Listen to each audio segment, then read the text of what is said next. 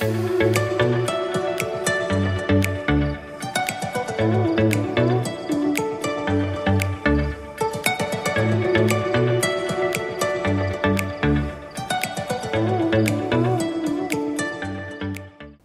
Sobat Faperta dimanapun berada, selamat datang kembali di Sapa Faperta. Perkenalkan, saya Valentina Dwi-Suci Handayani akan menemani Sobat Faperta dalam Sapa Faperta episode kali ini.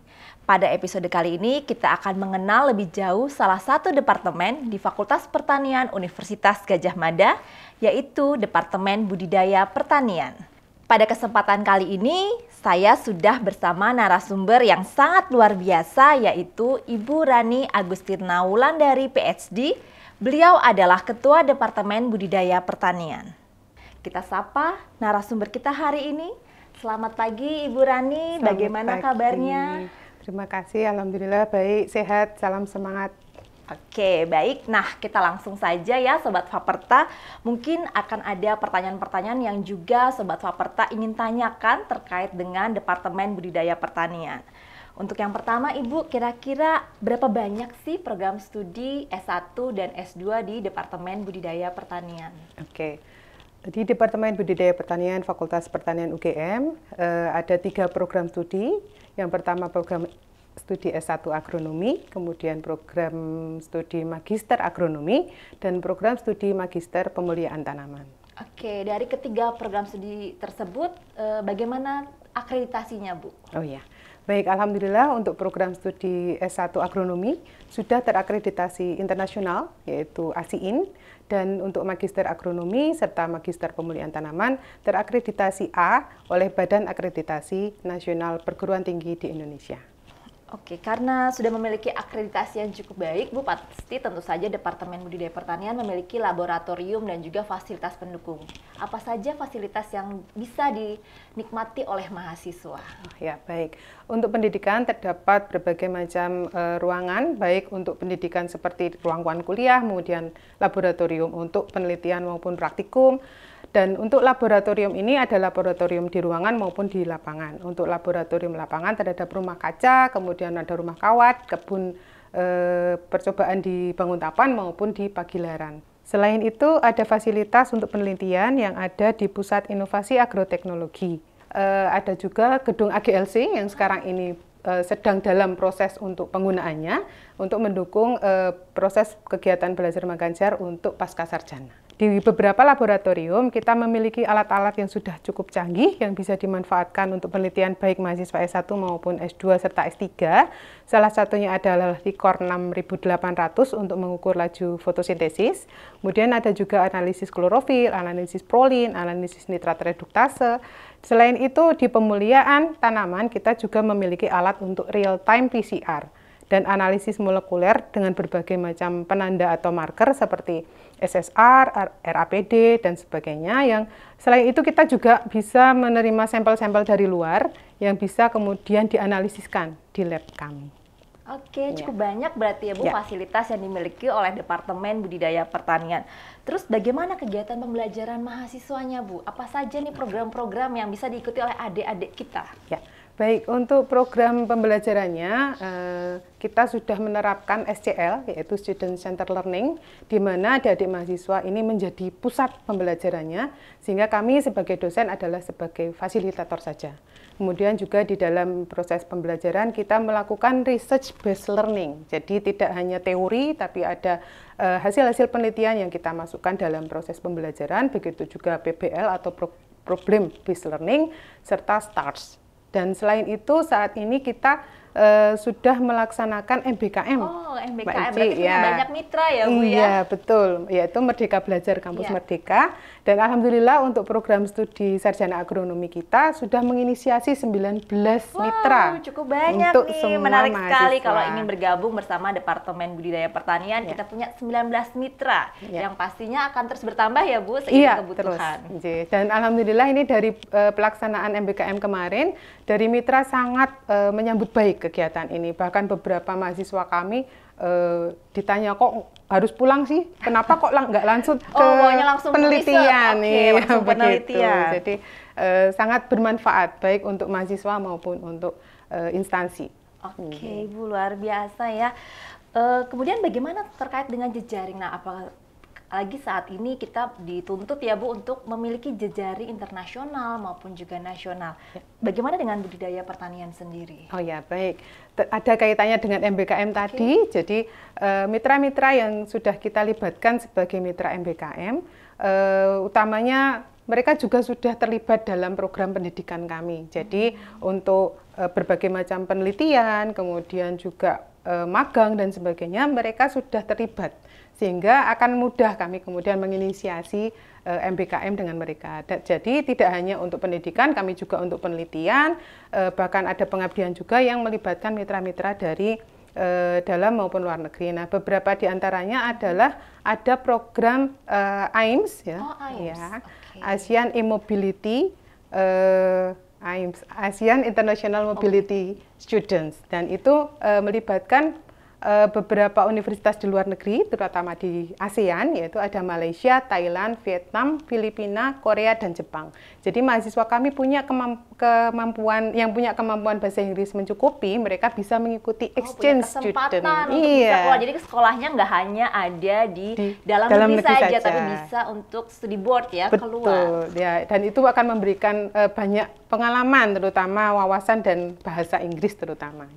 Selain itu, kita juga ada penelitian kerjasama dengan Asia Australia, kemudian dengan Malaysia, Jepang, dan juga Namibia. Selain itu, kita juga menjaring kerjasama dengan Amerika seperti Missouri dan juga Kentucky University. Oke, cukup banyak nih Bu fasilitas yang dimiliki oleh Departemen Budidaya Pertanian, baik itu ruang kuliah, laboratorium, kerjasama. Terus lantas bagaimana Bu prestasi adik-adik kita, mahasiswa maupun dosennya itu sendiri? Iya. Baik, terima kasih. Untuk prestasi, alhamdulillah mahasiswa kita banyak yang lolos PIMNAS, ya. Awalnya dari PKM ya, dari program kreativitas mahasiswa, yang kemudian akan maju ke PIMNAS. Nah, setelah itu apabila berprestasi maka dia akan mendapatkan juara. Nah, salah satu di antaranya mahasiswa kami sudah pernah menjadi juara di PIMNAS. Selain itu juga ada kejuaraan scientific writing di level nasional maupun internasional, kemudian silat, startup, dan sebagainya. Nah, kemudian untuk dosen, kebetulan Dr. Taryono MSc ini sudah mendapatkan Breeder Award beberapa waktu yang lalu, dan itu levelnya nasional, gitu. Itu beberapa prestasi yang diraih, begitu. Berarti adik-adik yang mau bergabung di Departemen Budidaya Pertanian sudah memiliki dosen yang kira-kira kapabilitasnya sudah tidak diragukan lagi.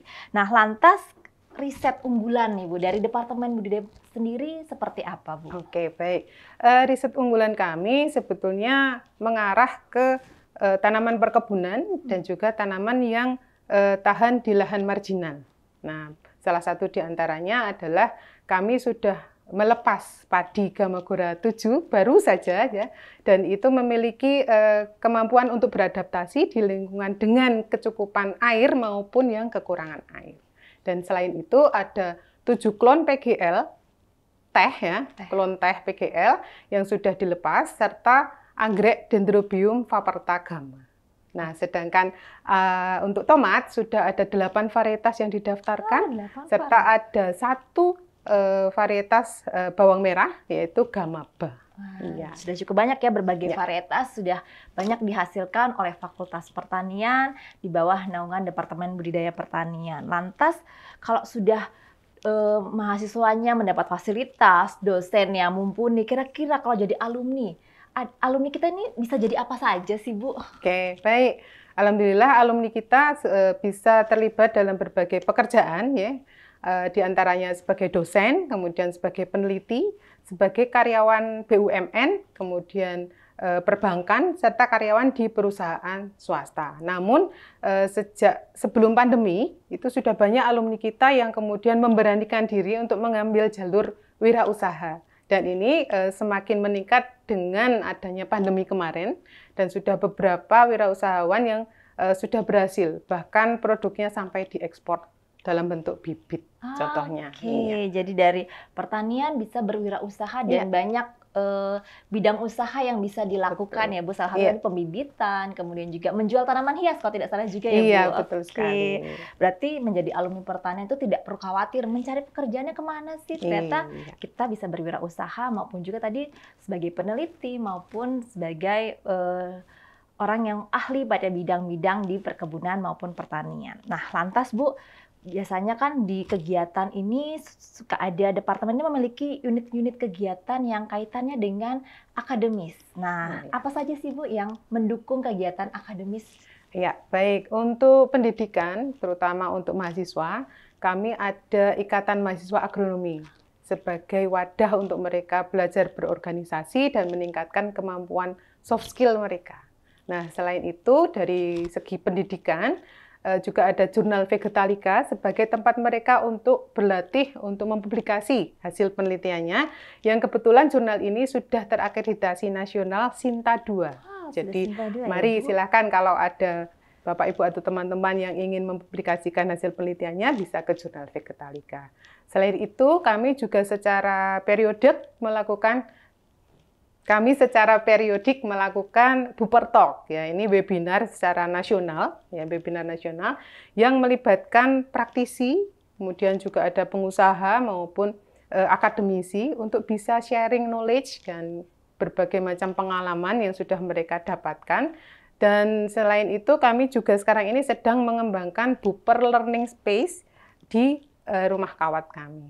Buper Learning Space itu untuk apa Bu rencananya? Oke, salah satunya adalah untuk memberikan berbagai macam pelatihan yang selama ini sudah banyak dari berbagai pihak yang menghendaki, tapi kami belum bisa melaksanakannya. Selain itu di Buper Learning Space ini kita juga akan tampilkan produk-produk unggulan kami yang bisa kemudian dibeli atau kemudian bisa dilakukan seperti konsultasi misalnya. Nah, yang kemudian harapan kami semua hasil-hasil penelitian dari dosen-dosen di Departemen Budidaya Pertanian dapat memberikan manfaat yang lebih luas. Amin. Amin. Berarti tunggu ya Sobat Faperta, karena tidak lama lagi Departemen Budidaya Pertanian akan memiliki Buper Learning Space. Jadi nanti pastikan mendapatkan informasi di web Fakultas Pertanian atau juga di web Budidaya Pertanian. Nah, pertanyaan terakhir nih Bu.